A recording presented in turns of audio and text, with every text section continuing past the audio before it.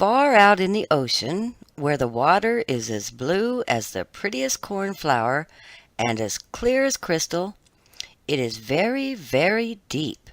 So deep indeed that no cable could sound it, and many church steeples, piled one upon another, would not reach from the ground beneath to the surface of the water above. There dwelt the Sea King and his subjects. We must not imagine that there is nothing at the bottom of the sea but bare yellow sand. No, indeed, for on this sand grow the strangest flowers and plants, the leaves and stems of which are so pliant that the slightest agitation of the water causes them to stir as if they had life. Fishes, both large and small, glide between the branches as birds fly among the trees here upon land. In the deepest spot of all stands the castle of the Sea King. Its walls are built of coral, and the long Gothic windows are of the clearest amber. The roof is formed of shells that open and close as the water flows over them. Their appearance is very beautiful, for in each lies a glittering pearl, which would be fit for the diadem of a queen. The Sea King had been a widower for many years, and his aged mother kept house for him. She was a very sensible woman, but exceedingly proud of her high birth, and on that account wore 12 oysters on her tail, while others of high rank were only allowed to wear 6. She was, however, deserving of very great praise, especially for her care of the little sea princesses, her 6 granddaughters. They were beautiful children, but the youngest was the prettiest of them all. Her skin was as clear and delicate as a rose leaf, and her eyes as blue as the deepest sea. But, like all the others, she had no feet, and her body ended in a fish's tail. All day long they played in the great halls of the castle, or among the living flowers that grew out of the walls. The large amber windows were open, and the fish swam in, just as the swallows fly into our houses when we open the windows. Only the fishes swam up to the princesses, ate out of their hands, and allowed themselves to be stroked. Outside the castle there was a beautiful garden, in which grew bright red and dark blue flowers, and blossoms like flames of fire. The fruit glittered like gold, and the leaves and stems waved to and fro continually. The earth itself was the finest sand, but blue as the flame of burning sulphur. Over everything lay a peculiar blue radiance, as if the blue sky were everywhere, above and below, instead of the dark depths of the sea. In calm weather the sun could be seen, looking like a reddish-purple flower with light streaming from the calyx. Each of the young princesses had a little plot of ground in the garden where she might dig and plant as she pleased. One arranged her flower bed in the form of a whale. Another preferred to make hers like the figure of a little mermaid, while the youngest child made hers round, like the sun, and in it grew flowers as red as his rays at sunset. She was a strange child, quiet and thoughtful. While her sisters showed delight at the wonderful things which they obtained from the wrecks of vessels, she cared only for her pretty flowers, red like the sun, and a beautiful marble statue. It was the representation of a handsome boy, carved out of pure white stone, which had fallen to the bottom of the sea from a wreck. She planted by the statue a rose-colored weeping willow. It grew rapidly and soon hung its fresh branches over the statue, almost down to the blue sands. The shadows had the color of violet and waved to and fro like the branches, so that it seemed as if the crown of the tree and the root were at play, trying to kiss each other. Nothing gave her so much pleasure as to hear about the world above the sea. She made her old grandmother tell her all she knew of the ships and of the towns, the people and the animals. To her it seemed most wonderful and beautiful to hear that the flowers of the land had fragrance, while those below the sea had none. that the trees of the forest were green, and that the fishes among the trees could sing so sweetly that it was a pleasure to listen to them. Her grandmother called the birds fishes, or the little mermaid would not have understood what she meant, for she had never seen birds. "When you have reached your 15th year," said the grandmother, "you will have permission to rise up out of the sea and sit on the rocks in the moonlight while the great ships go sailing by. Then you will see both forests and towns." In the following year, one of the sisters would be 15. But as each was a year younger than the other, the youngest would have to wait 5 years before her turn came to rise up from the bottom of the ocean to see the earth as we do. However, each promised to tell the others what she saw on her first visit and what she thought was most beautiful. Their grandmother could not tell them enough. There were so many things about which they wanted to know. None of them longed so much for her turn to come as the youngest. She who had the longest time to wait, and who was so quiet and thoughtful. Many nights she stood by the open window, looking up through the dark blue water and watching the fish as they splashed about with their fins and tails. She could see the moon and stars shining faintly, but through the water they looked larger than they do to our eyes. When something like a black cloud passed between her and them, she knew that it was either a whale swimming over her head, or a ship full of human beings who never imagined that a pretty little mermaid was standing beneath them, holding out her white hands toward the keel of the ship.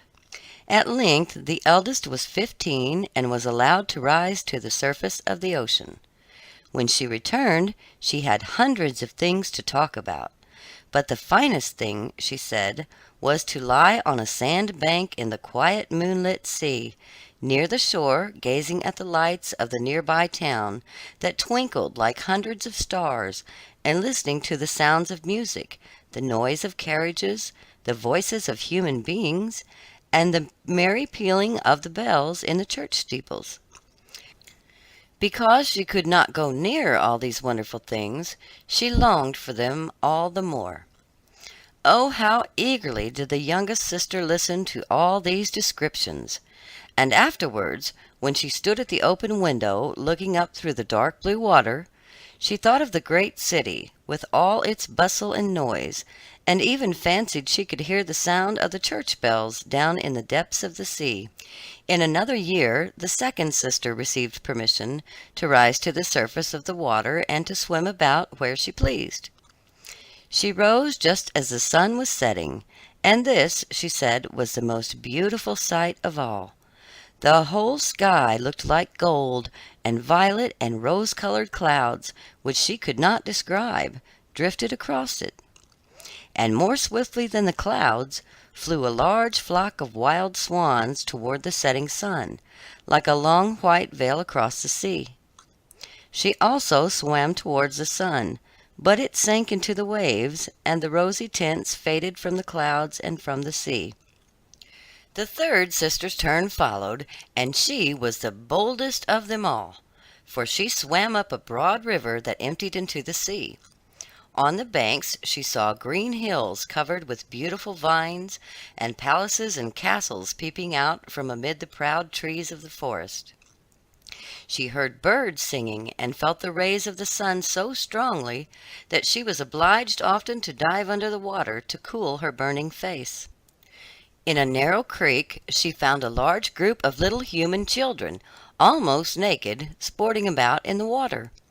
She wanted to play with them, but they fled in a great fright, and then a little black animal, it was a dog, but she did not know it, for she had never seen one before, came to the water and barked at her so furiously that she became frightened and rushed back to the open sea. But she said she should never forget the beautiful forest, the green hills, and the pretty children who could swim in the water although they had no tails. The fourth sister was more timid. She remained in the midst of the sea, but said it was quite as beautiful there as nearer the land. She could see many miles around her, and the sky above looked like a bell of glass. She had seen the ships, but at such a great distance that they looked like seagulls. The dolphins sported in the waves, and the great whales spouted water from their nostrils, till it seemed as if 100 fountains were playing in every direction. The fifth sister's birthday occurred in the winter, so when her turn came, she saw what the others had not seen the first time they went up. The sea looked quite green, and large icebergs were floating about, each like a pearl, she said, but larger and loftier than the churches built by men. They were of the most singular shapes and glittered like diamonds. She had seated herself on one of the largest, and let the wind play with her long hair. She noticed that all the ships sailed past very rapidly, steering as far away as they could, as if they were afraid of the iceberg.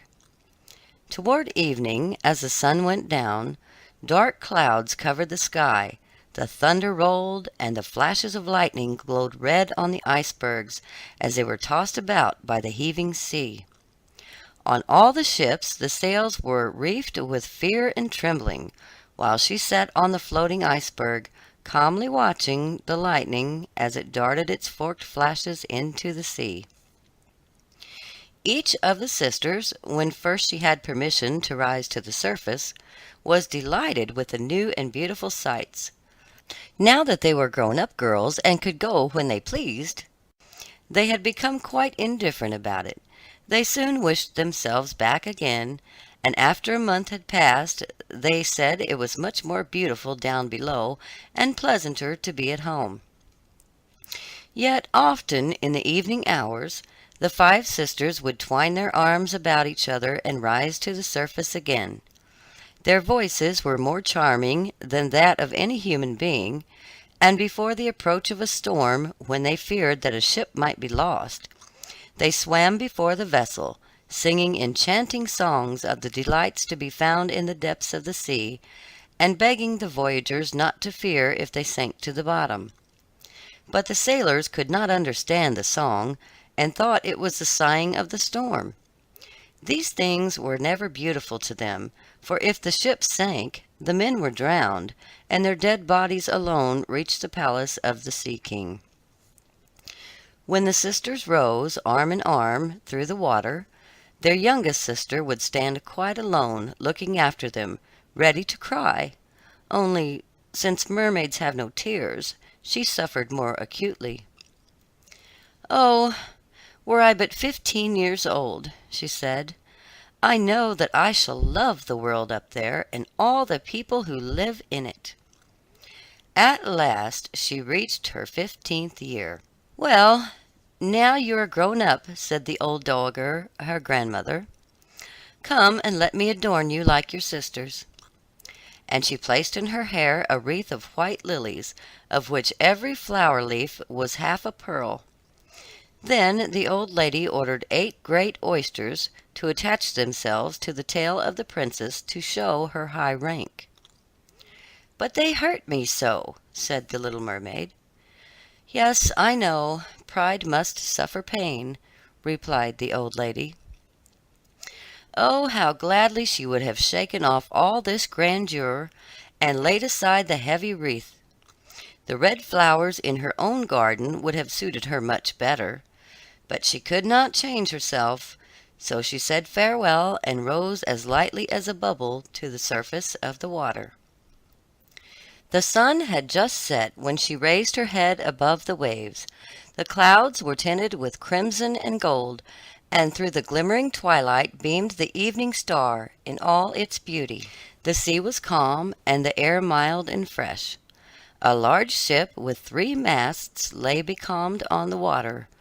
Only one sail was set, for not a breeze stirred, and the sailors sat idle on deck or amidst the rigging. There was music and song on board, and as darkness came on, 100 colored lanterns were lighted, as if the flags of all nations waved in the air. The little mermaid swam close to the cabin windows, and now and then, as the waves lifted her up, she could look in through glass window panes and see a number of gaily dressed people. Among them, and the most beautiful of all, was a young prince with large black eyes. He was 16 years of age, and his birthday was being celebrated with great display. The sailors were dancing on the deck, and when the prince came out of the cabin, more than 100 rockets rose in the air, making it as bright as day. The little mermaid was so startled that she dived under water, and when she again stretched out her head, it looked as if all the stars of heaven were falling around her. She had never seen such fireworks before. Great suns spurted fire about, splendid fireflies flew into the blue air, and everything was reflected in the clear, calm sea beneath. The ship itself was so brightly illuminated that all the people, and even the smallest rope, could be distinctly seen. How handsome the young prince looked, as he pressed the hands of all his guests and smiled at them, while the music resounded through the clear night air. It was very late, yet the little mermaid could not take her eyes from the ship or from the beautiful prince. The colored lanterns had been extinguished, no more rockets rose in the air, and the cannon had ceased firing. But the sea became restless, and a moaning, grumbling sound could be heard beneath the waves. Still, the little mermaid remained by the cabin window, rocking up and down on the water so that she could look within. After a while, the sails were quickly set, and the ship went on her way. But soon the waves rose higher, heavy clouds darkened the sky, and lightning appeared in the distance. A dreadful storm was approaching. Once more the sails were furled, and the great ship pursued her flying course over the raging sea. The waves rose mountain high as if they would overtop the mast, but the ship dived like a swan between them, then rose again on their lofty foaming crests. To the little mermaid this was pleasant sport, but not so to the sailors. At length the ship groaned and creaked. The thick planks gave way under the lashing of the sea. As the waves broke over the deck, the mainmast snapped asunder like a reed, and as the ship lay over on her side, the water rushed in. The little mermaid now perceived that the crew were in danger. Even she was obliged to be careful, to avoid the beams and planks of the wreck which lay scattered on the water. At one moment it was pitch dark, so that she could not see a single object, but when a flash of lightning came, it revealed the whole scene. She could see every one who had been on board except the prince. When the ship parted, she had seen him sink into the deep waves, and she was glad, for she thought he would now be with her. Then she remembered that human beings could not live in the water, so that when he got down to her father's palace he would certainly be quite dead. No, he must not die. So she swam about among the beams and planks which strewed the surface of the sea, forgetting that they could crush her to pieces. Diving deep under the dark waters, rising and falling with the waves, she at length managed to reach the young prince, who was fast losing the power to swim in that stormy sea. His limbs were failing him, his beautiful eyes were closed, and he would have died had not the little mermaid come to his assistance. She held his head above the water and let the waves carry them where they would. In the morning the storm had ceased, but of the ship not a single fragment could be seen. The sun came up red and shining out of the water, and its beams brought back the hue of health to the prince's cheeks, but his eyes remained closed. The mermaid kissed his high, smooth forehead, and stroked back his wet hair. He seemed to her like the marble statue in her little garden, so she kissed him again and wished that he might live. Presently they came in sight of land, and she saw lofty blue mountains on which the white snow rested, as if a flock of swans were lying upon them. Beautiful green forests were near the shore, and close by stood a large building, whether a church or a convent she could not tell. Orange and citron trees grew in the garden, and before the door stood lofty palms. The sea here formed a little bay, in which the water lay quiet and still, but very deep. She swam with the handsome prince to the beach, which was covered with fine white sand, and there she laid him in the warm sunshine, taking care to raise his head higher than his body. The bells sounded in the large white building, and some young girls came into the garden. The little mermaid swam out farther from the shore, and hid herself among some high rocks that rose out of the water. Covering her head and neck with the foam of the sea, she watched there to see what would become of the poor prince. It was not long before she saw a young girl approach the spot where the prince lay. She seemed frightened at first, but only for a moment. Then she brought a number of people, and the mermaid saw that the prince came to life again, and smiled upon those who stood about him. But to her he sent no smile. He knew not that she had saved him. This made her very sorrowful, and when he was led away into the great building, she dived down into the water and returned to her father's castle. She had always been silent and thoughtful, and now she was more so than ever. Her sisters asked her what she had seen during her first visit to the surface of the water, but she could tell them nothing. Many an evening and morning did she rise to the place where she had left the prince. She saw the fruits in the garden ripen, and watched them gathered. She watched the snow on the mountain tops melt away, but never did she see the prince, and therefore she always returned home more sorrowful than before. It was her only comfort to sit in her own little garden and fling her arm around the beautiful marble statue, which was like the prince. She gave up tending her flowers, and they grew in wild confusion over the paths, twining their long leaves and stems round the branches of the trees, so that the whole place became dark and gloomy. At length she could bear it no longer, and told one of her sisters all about it. Then the others heard the secret, and very soon it became known to several mermaids, one of whom had an intimate friend who happened to know about the prince. She had also seen the festival on board ship, and she told them where the prince came from and where his palace stood. "Come, little sister," said the other princesses. Then they intertwined their arms and rose together to the surface of the water, near the spot where they knew the prince's palace stood. It was built of bright yellow, shining stone, and had long flights of marble steps, one of which reached quite down to the sea. Splendid gilded cupolas rose over the roof, and between the pillars that surrounded the whole building stood lifelike statues of marble. Through the clear crystal of the lofty windows could be seen noble rooms, with costly silk curtains and hangings of tapestry, and walls covered with beautiful paintings. In the center of the largest salon, a fountain threw its sparkling jets high up into the glass cupola of the ceiling, through which the sun shone in upon the water and upon the beautiful plants that grew in the basin of the fountain. Now that the little mermaid knew where the prince lived, she spent many an evening and many a night on the water near the palace. She would swim much nearer the shore than any of the others had ventured, and once she went up the narrow channel under the marble balcony, which threw a broad shadow on the water. Here she sat and watched the young prince, who thought himself alone in the bright moonlight. She often saw him evenings, sailing in a beautiful boat on which music sounded and flags waved.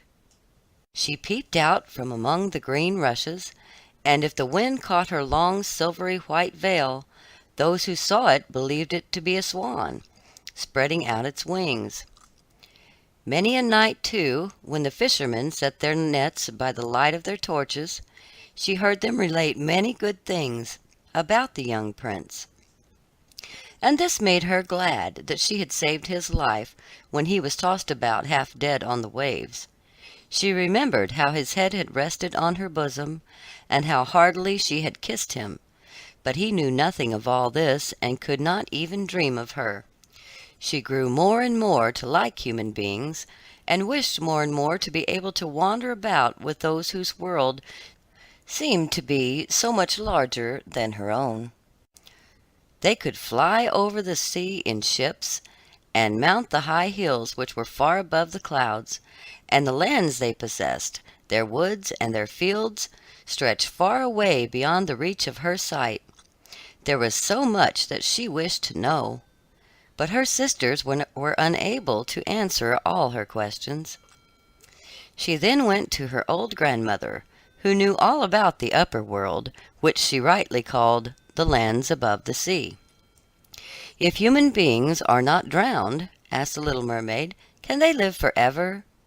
Do they never die, as we do here in the sea?"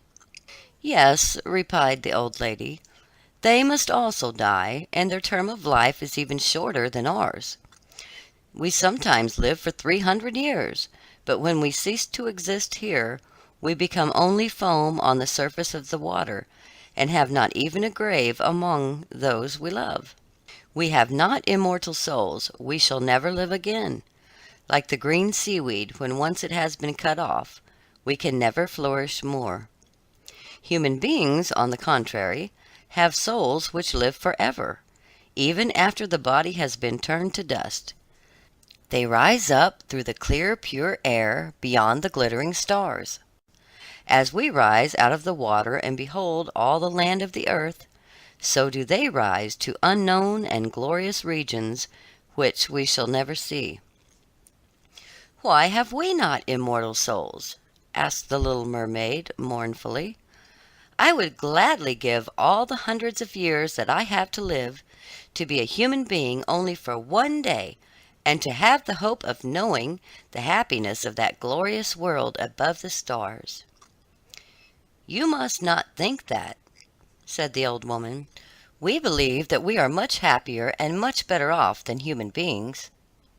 "So I shall die," said the little mermaid, "and as the foam of the sea I shall be driven about, never again to hear the music of the waves, or to see the pretty flowers or the red sun. Is there anything I can do to win an immortal soul?" "No," said the old woman, "unless a man should love you so much that you were more to him than his father or his mother, and if all his thoughts and all his love were fixed upon you, and the priest placed his right hand in yours, and he promised to be true to you here and hereafter, then his soul would glide into your body, and you would obtain a share in the future happiness of mankind. He would give to you a soul and retain his own as well. But this can never happen. Your fish's tail, which among us is considered so beautiful, on earth is thought to be quite ugly. They do not know any better, and they think it necessary, in order to be handsome, to have two stout props, which they call legs." Then the little mermaid sighed and looked sorrowfully at her fish's tail. "Let us be happy," said the old lady, "and dart and spring about during the 300 years that we have to live, which is really quite long enough. After that we can rest ourselves all the better. This evening we are going to have a court ball." It was one of those splendid sights which we can never see on earth. The walls and the ceiling of the large ballroom were of thick but transparent crystal. Many hundreds of colossal shells, some of a deep red, others of a grass green, with blue fire in them, stood in rows on each side. These lighted up the whole salon, and shone through the walls so that the sea was also illuminated.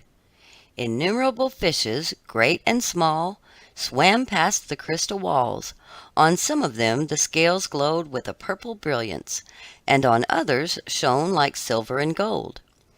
Through the halls flowed a broad stream, and in it danced the mermen and the mermaids to the music of their own sweet singing. No one on earth has such lovely voices as they, but the little mermaid sang more sweetly than all. The whole court applauded her with hands and tails, and for a moment her heart felt quite gay, for she knew she had the sweetest voice either on earth or in the sea. But soon she thought again of the world above her. She could not forget the charming prince, nor her sorrow that she had not an immortal soul like his. She crept away silently out of her father's palace, and while everything within was gladness and song, she sat in her own little garden, sorrowful and alone. Then she heard the bugle sounding through the water, and thought, "He is certainly sailing above, he in whom my wishes center, and in whose hands I should like to place the happiness of my life. I will venture all for him, and to win an immortal soul. While my sisters are dancing in my father's palace, I will go to the sea witch, of whom I have always been so much afraid. She can give me counsel and help."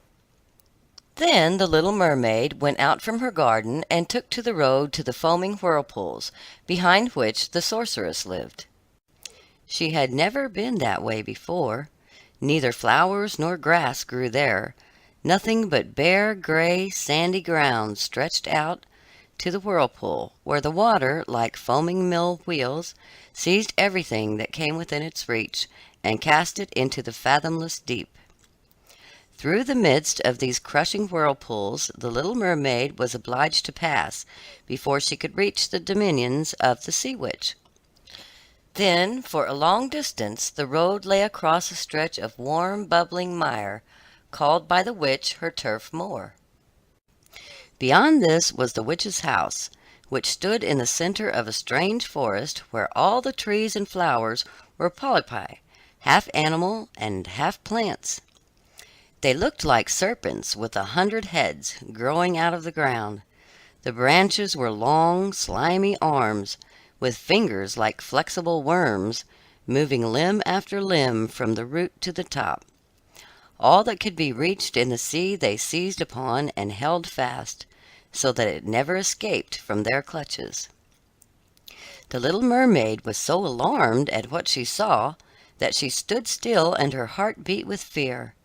She came very near turning back, but she thought of the prince and of the human soul for which she longed, and her courage returned. She fastened her long flowing hair round her head, so that the polypi should not lay hold of it. She crossed her hands on her bosom, and then darted forward as a fish shoots through the water, between the supple arms and fingers of the ugly polypi, which were stretched out on each side of her. She saw that they all held in their grasp something they had seized with their numerous little arms, which were as strong as iron bands. Tightly grasped in their clinging arms were white skeletons of human beings who had perished at sea and had sunk down into the deep waters, skeletons of land animals, and oars, rudders, and chests of ships. There was even a little mermaid whom they had caught and strangled, and this seemed the most shocking of all to the little princess. She now came to a space of marshy ground in the wood, where large fat water snakes were rolling in the mire, and showing their ugly drab-colored bodies. In the midst of this spot stood a house, built of the bones of shipwrecked human beings. There sat the sea witch, allowing a toad to eat from her mouth, just as people sometimes feed a canary with pieces of sugar. She called the ugly water snakes her little chickens, and allowed them to crawl all over her bosom. "I know what you want," said the sea witch. "It is very stupid of you, but you shall have your way, though it will bring you to sorrow, my pretty princess. You want to get rid of your fish's tail, and to have two supports instead, like human beings on the earth, so that the young prince may fall in love with you, and so that you may have an immortal soul." And then the witch laughed so loud and so disgustingly that the toad and the snakes fell to the ground and lay there wriggling. "You are but just in time," said the witch, "for after sunrise tomorrow I should not be able to help you till the end of another year. I will prepare a draught for you, with which you must swim to land tomorrow before sunrise. Seat yourself there and drink it. Your tail will then disappear and shrink up into what men call legs. You will feel great pain, as if a sword were passing through you, but all who see you will say that you are the prettiest little human being they ever saw. You will still have the same floating gracefulness of movement, and no dancer will ever tread so lightly. Every step you take, however, will be as if you were treading upon sharp knives, and as if the blood must flow. If you will bear all this, I will help you." "Yes, I will," said the little princess in a trembling voice, as she thought of the prince and the immortal soul. "But think again," said the witch, "for when once your shape has become like a human being, you can no more be a mermaid. You will never return through the water to your sisters or to your father's palace again. And if you do not win the love of the prince, so that he is willing to forget his father and mother for your sake, and to love you with his whole soul, and allow the priest to join your hands that you may be man and wife, then you will never have an immortal soul. The first morning after he marries another, your heart will break, and you will become foam on the crest of the waves." "I will do it," said the little mermaid, and she became pale as death. "But I must be paid also," said the witch, "and it is not a trifle that I ask. You have the sweetest voice of any who dwell here in the depths of the sea, and you believe that you will be able to charm the prince with it. But this voice you must give to me. The best thing you possess will I have as the price of my costly draught, which must be mixed with my own blood, so that it may be as sharp as a two-edged sword." "But if you take away my voice," said the little mermaid, "what is left for me?" "Your beautiful form, your graceful walk, and your expressive eyes. Surely with these you can enchain a man's heart. Well, have you lost your courage? Put out your little tongue, that I may cut it off as my payment. Then you shall have the powerful draught." "It shall be," said the little mermaid. Then the witch placed her cauldron on the fire to prepare the magic draught. "Cleanliness is a good thing," said she, scouring the vessel with snakes which she had tied together in a large knot. Then she pricked herself in the breast and let the black blood drop into the cauldron. The steam that rose twisted itself into such horrible shapes that no one could look at them without fear. Every moment the witch threw a new ingredient into the vessel, and when it began to boil, the sound was like the weeping of a crocodile. When at last the magic draught was ready, it looked like the clearest water. "There it is for you," said the witch. Then she cut off the mermaid's tongue so that she would never again speak or sing. "If the polypi should seize you as you return through the wood," said the witch, "throw over them a few drops of the potion, and their fingers will be torn into 1,000 pieces." But the little mermaid had no occasion to do this, for the polypi sprang back in terror when they caught sight of the glittering draught which shone in her hand like a twinkling star. So she passed quickly through the wood and the marsh and between the rushing whirlpools.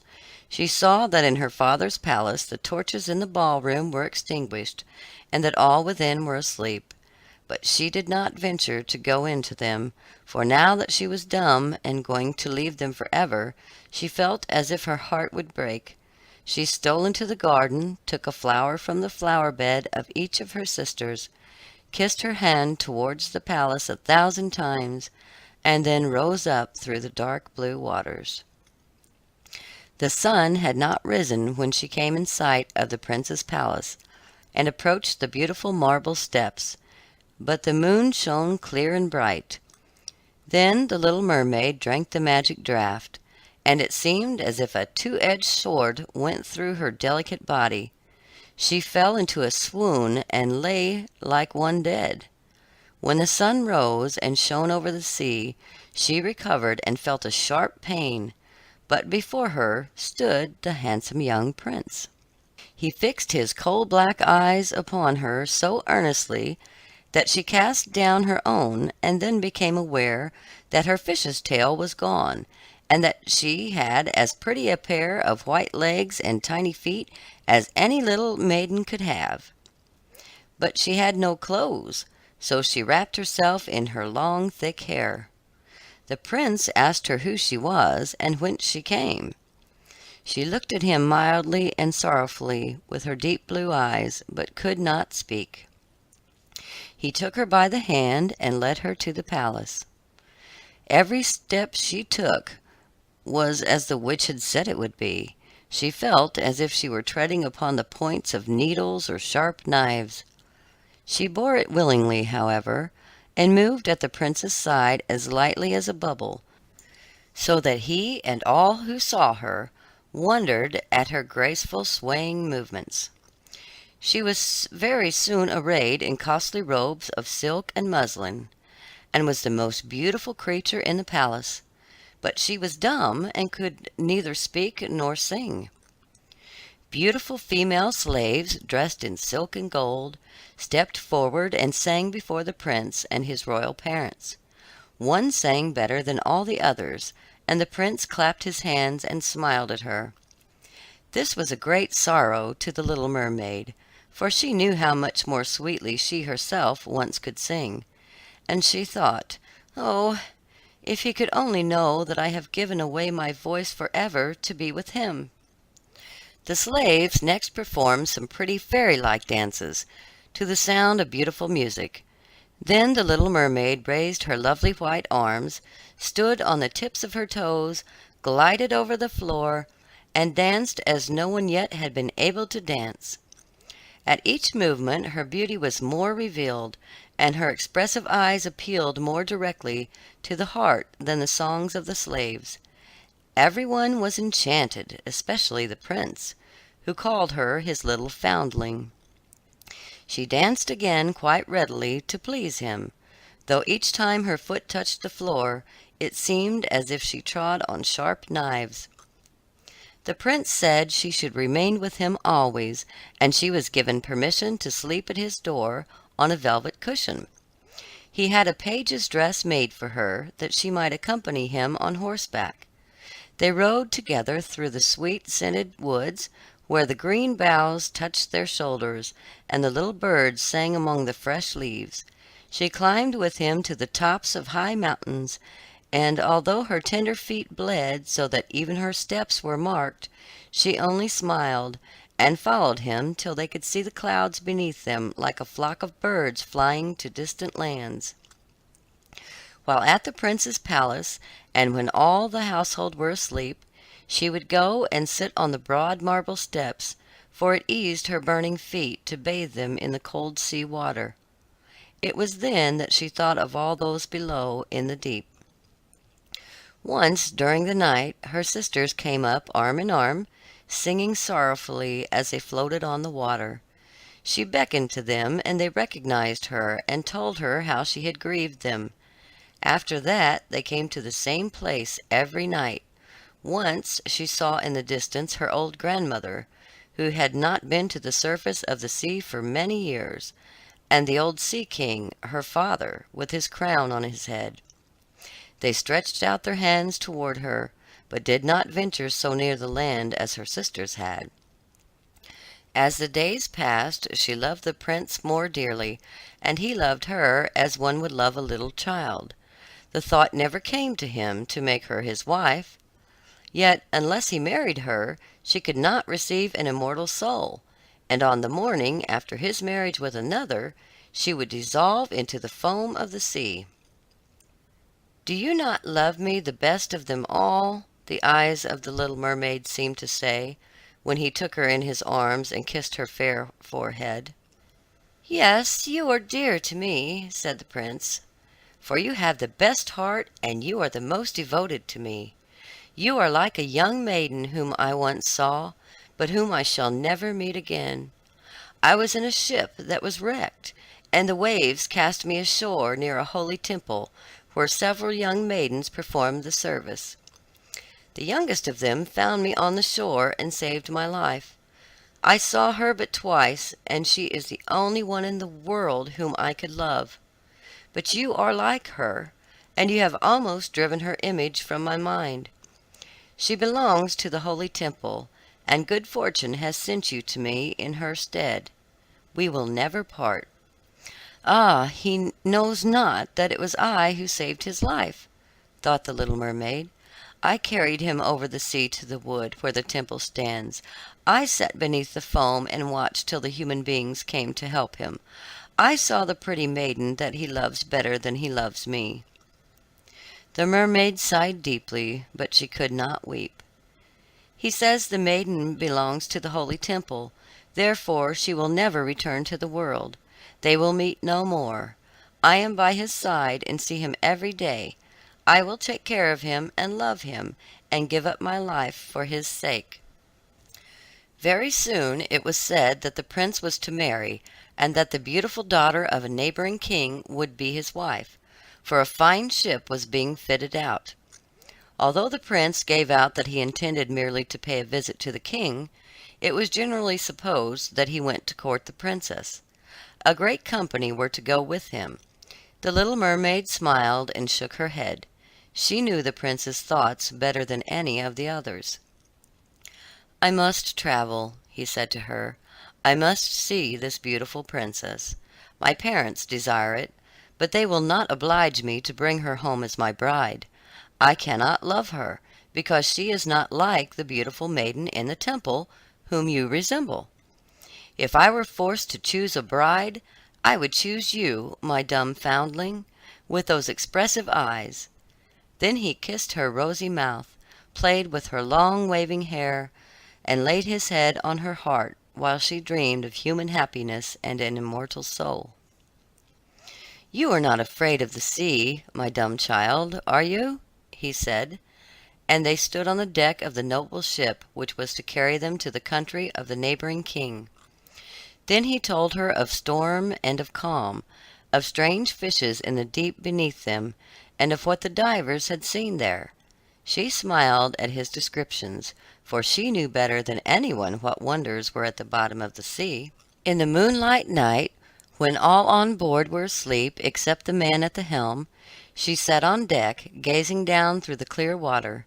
She thought she could distinguish her father's castle, and upon it her aged grandmother, with a silver crown on her head, looking through the rushing tide at the keel of the vessel.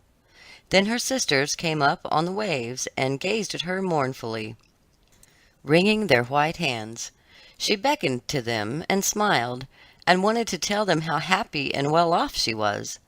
But the cabin boy approached, and when her sisters dived down, he thought what he saw was only the foam of the sea. The next morning the ship sailed into the harbor of a beautiful town belonging to the king, whom the prince was going to visit. The church bells were ringing, and from the high towers sounded a flourish of trumpets. Soldiers with flying colors and glittering bayonets lined the roads through which they passed. Every day was a festival, balls and entertainments following one another. But the princess had not yet appeared. People said that she had been brought up and educated in a religious house, where she was learning every royal virtue. At last she came. Then the little mermaid, who was anxious to see whether she was really beautiful, was obliged to admit that she had never seen a more perfect vision of beauty. Her skin was delicately fair, and beneath her long dark eyelashes her laughing blue eyes shone with truth and purity. "It was you," said the prince, "who saved my life when I lay as if dead on the beach," and he folded his blushing bride in his arms. "Oh, I am too happy," said he to the little mermaid. "My fondest hopes are now fulfilled. You will rejoice at my happiness, for your devotion to me is great and sincere." The little mermaid kissed his hand, and felt as if her heart were already broken. His wedding morning would bring death to her, and she would change into the foam of the sea. All the church bells rang, and the heralds rode through the town proclaiming the betrothal. Perfumed oil was burned in costly silver lamps on every altar. The priests waved the censers, while the bride and the bridegroom joined their hands and received the blessing of the bishop. The little mermaid, dressed in silk and gold, held up the bride's train, but her ears heard nothing of the festive music, and her eyes saw not the holy ceremony. She thought of the night of death which was coming to her, and of all she had lost in the world. On the same evening the bride and bridegroom went on board the ship. Cannons were roaring, flags waving, and in the center of the ship a costly tent of purple and gold had been erected. It contained elegant sleeping couches for the bridal pair during the night. The ship, under a favorable wind, with swelling sails, glided away smoothly and lightly over the calm sea. When it grew dark, a number of colored lamps were lighted, and the sailors danced merrily on the deck. The little mermaid could not help thinking of her first rising out of the sea, when she had seen similar joyful festivities, so she too joined in the dance, poised herself in the air as a swallow when he pursues his prey, and all present cheered her wonderingly. She had never danced so gracefully before. Her tender feet felt as if cut with sharp knives, but she cared not for the pain. A sharper pang had pierced her heart. She knew this was the last evening she should ever see the prince for whom she had forsaken her kindred and her home. She had given up her beautiful voice, and suffered unheard-of pain daily for him, while he knew nothing of it. This was the last evening that she should breathe the same air with him, or gaze on the starry sky in the deep sea. An eternal night, without a thought or a dream, awaited her. She had no soul, and now could never win one. All was joy and gaiety on the ship until long after midnight. She smiled and danced with the rest, while the thought of death was in her heart. The prince kissed his beautiful bride, and she played with his raven hair, till they went arm in arm to rest in the sumptuous tent. Then all became still on board the ship, and only the pilot, who stood at the helm, was awake. The little mermaid leaned her white arms on the edge of the vessel, and looked toward the east for the first blush of morning, for that first ray of the dawn which was to be her death. She saw her sisters rising out of the flood. They were as pale as she, but their beautiful hair no longer waved in the wind. It had been cut off. "We have given our hair to the witch," they said, "to obtain help for you, that you may not die tonight. She has given us a knife. See, it is very sharp. Before the sun rises, you must plunge it into the heart of the prince. When the warm blood falls upon your feet, they will grow together again into a fish's tail, and you will once more be a mermaid and can return to us to live out your 300 years before you are changed into the salt sea foam. Haste, then. Either he or you must die before sunrise. Our old grandmother mourns so for you that her white hair is falling, as ours fell under the witch's scissors. Kill the prince and come back. Hasten. Do you not see the first red streaks in the sky? In a few minutes the sun will rise, and you must die." Then they sighed deeply and mournfully, and sank beneath the waves. The little mermaid drew back the crimson curtain of the tent, and beheld the fair bride, whose head was resting on the prince's breast. She bent down and kissed his noble brow, then looked at the sky, on which the rosy dawn grew brighter and brighter. She glanced at the sharp knife, and again fixed her eyes on the prince, who whispered the name of his bride in his dreams. She was in his thoughts, and the knife trembled in the hand of the little mermaid, but she flung it far from her into the waves. The water turned red where it fell, and the drops that spurted up looked like blood. She cast one more lingering, half-feigning glance at the prince, then threw herself from the ship into the sea, and felt her body dissolving into foam. The sun rose above the waves, and his warm rays fell on the cold foam of the little mermaid, who did not feel as if she were dying. She saw the bright sun and hundreds of transparent, beautiful creatures floating around her. She could see through them the white sails of the ships and the red clouds in the sky. Their speech was melodious, but could not be heard by mortal ears, just as their bodies could not be seen by mortal eyes. The little mermaid perceived that she had a body like theirs, and that she continued to rise higher and higher out of the foam. "Where am I?" asked she, and her voice sounded ethereal, like the voices of those who were with her. No earthly music could imitate it. "Among the daughters of the air," answered one of them. "A mermaid has not an immortal soul, nor can she obtain one unless she wins the love of a human being. On the will of another hangs her eternal destiny. But the daughters of the air, although they do not possess an immortal soul, can, by their good deeds, procure one for themselves. We fly to warm countries and cool the sultry air that destroys mankind with the pestilence. We carry the perfume of the flowers to spread health and restoration. After we have striven for 300 years to do all the good in our power, we receive an immortal soul and take part in the happiness of mankind. You, poor little mermaid, have tried with your whole heart to do as we are doing. You have suffered and endured, and raised yourself to the spirit world by your good deeds, and now, by striving for 300 years in the same way, you may obtain an immortal soul." The little mermaid lifted her glorified eyes toward the sun, and, for the first time, felt them filling with tears. On the ship in which she had left the prince there were life and noise, and she saw him and his beautiful bride searching for her. Sorrowfully they gazed at the pearly foam, as if they knew she had thrown herself into the waves. Unseen, she kissed the forehead of the bride and fanned the prince, and then mounted with the other children of the air to a rosy cloud that floated above. "After 300 years, thus shall we float into the kingdom of heaven," said she. "And we may even get there sooner," whispered one of her companions. "Unseen, we can enter the houses of men where there are children, and for every day on which we find a good child that is the joy of his parents and deserves their love, our time of probation is shortened.